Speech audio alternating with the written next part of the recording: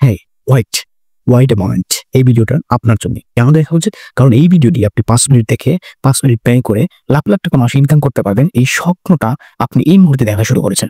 এবং ভিডিওটি শেষ পর্যন্ত যখন দেখেন তাহলে আমার মনে হয় যে আপনি সত্যিই সাকসেসফুল হয়ে যাবেন। তাহলে আমরা শুরু করে দিই ভিডিওটি, ঠিক আছে?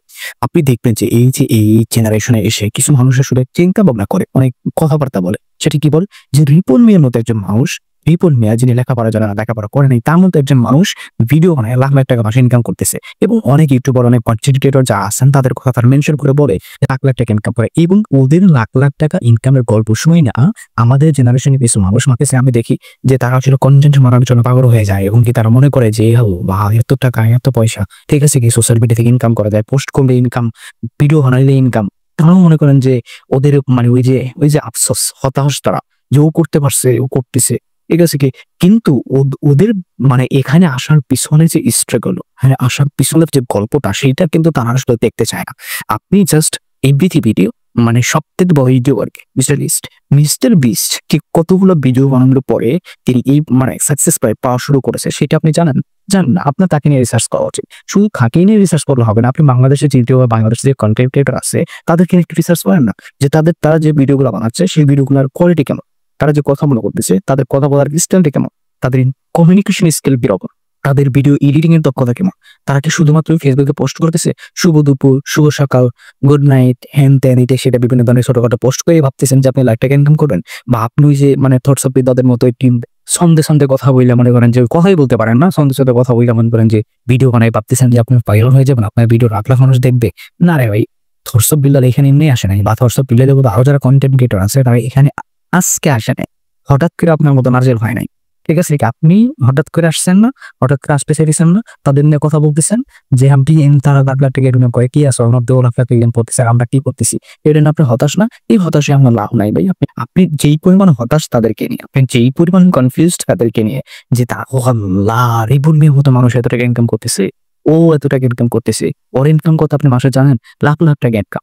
আমিও করবো সুন্দর শুভ সকাল, শুভ কোট এগুলা ভিডিও বানাইয়া বা ইমোশনাল টাইপের ভিডিও বানায়, কথা বলতে পারেন না, কথা বলতে আসছেন, আপনার ভিডিও এডিটিং এর দক্ষতা নাই, কমিউনিকেশন স্কিল নাই, কোনো কিছু নাই, আপনার ভিডিও মানুষ কেন দেখবে? এটা তখন নিজেকে প্রশ্ন করতে হবে। এখান থেকে যেতে হবে আগে তারা এই সমস্ত জিনিস পার করে আসছে, ঠিক আছে? পার করে আসার পরে তাদের কোয়ালিটি, মানে কন্টেন্ট কোয়ালিটি তারা ডেভেলপ করছে, কমিউনিকেশন স্কিল তারা ডেভেলপ করছে, ভিডিও এডিটিং এর যে একটা স্টাইল আছে, ভিডিও এডিটিং এর যে একটা স্কিল আছে সেইটা তারা ডেভেলপ করছে। মানে ওভারঅল তারা ডেভেলপ কইরা আজকে তারা এই পর্যায়ে আসছে। এমনি ভাই তারা মাসে লাখ লাখ টাকা ইনকাম করে না ভাই। আপনি অতএব তাদের ইনকাম দেখে যারা হতাশ হইতেছেন এবং হতাশ হয়ে আপনি নিজে মাঠে নামতেছেন, ভাবতেছেন আরে আসছি, মনে করেন যে ছাগলের মতো লাখ মনিটাইজেশন পাই যাবো, কন্টেন্ট মনিটাইজেশন পাই যাবো, স্টার পাঠান, ইটা পাঠান, কি রে ভাই স্টার পাঠায় কি? স্টার পাঠাইলে কি তুই মনে কর যে কি বলে ভাইরাল হয়ে যাবি? স্টার পাঠাইলে তোর লাখ লাখ টাকা ইনকাম হোক? আজ পর্যন্ত আপনি শুনছেন মানে দেখাইতে পারবেন যে এমন কোন বড় কন্টেন্ট ক্রিয়েটর আছে যারা মনে করেন যে বলে যে স্টার পাঠান, সেন্ডিং স্টার, বা আবার ওই যে মনে করেন রিকগনাইজ করে, ফেসবুক থেকে রিকগনাইজ করে যে অমুকের বিগ ফ্যান তুমি বা অমুকের টপ ফ্যান তুমি, এগুলো দেখছেন কোনো কিছু করতে? তারা করে না ভাই, তাদের এগুলো প্রয়োজন নাই, ঠিক আছে? কোনো মানে চ্যালেঞ্জ আসছে, সেই চ্যালেঞ্জ গুলো তারা ফুলফিল করার জন্য তারা কাজ করতেছে, এগুলো দেখছেন, দেখেন নাই তাদের?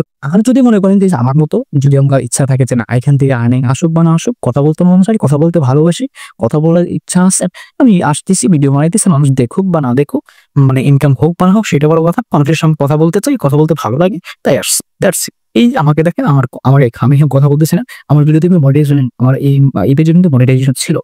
কিছুদিন আগে যে আসিয়া কে ধর্ষণ করা হয়েছিল শুনছিলেন, ওইটা আমি একটা পোস্ট করছিলাম, তার জন্য আমার পেজে মনিটাইজেশন গেছে। এবং তারপরে কিন্তু আমি রেগুলারলি ট্রাই করতেছি সপ্তাহে একটা ভিডিও হলেও দিতে, ঠিক আছে, বা কিছু পোস্ট করতেছি। তার মানে এই নয় যে আমি চাইতেছি যে মনিটাইজেশন অন হোক, অন হলে আমার এখান থেকে ইনকাম হোক, ভাই আমি এটা চাই না, ঠিক আছে কি?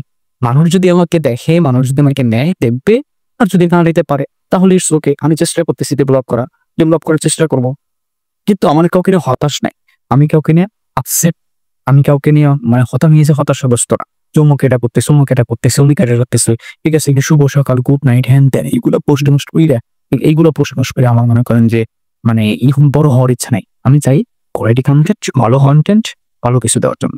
দ্যাটস